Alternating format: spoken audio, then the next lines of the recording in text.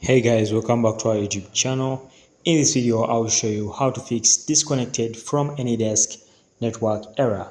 So guys, this will be a quick step-by-step full guide to this. As you can see, we are on the official website called HelpWire. Alright, so quick one guys, we shall go to the first step. It says check your internet connection. In most cases guys, this could be because of the internet connection.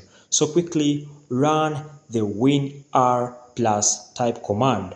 By doing so, press Win plus R and then input the CMD to command internet reset or internet reset on your PC. Step number 2 says run the command ping and then type in 8.8.8.8 to validate the time value if the statistics are right. As you can see, it's illustrated over here. Alright, so guys, after that, step number 2 says make sure that your username and the password are correct. In most cases, Anydesk can disconnect because the username and the password are incorrect. So check them guys, and then lastly, update your software.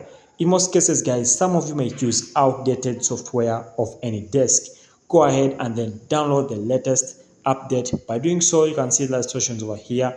Tap over here and then download the latest software of Anydesk. After doing that guys, you will have fixed disconnection from Anydesk at any time.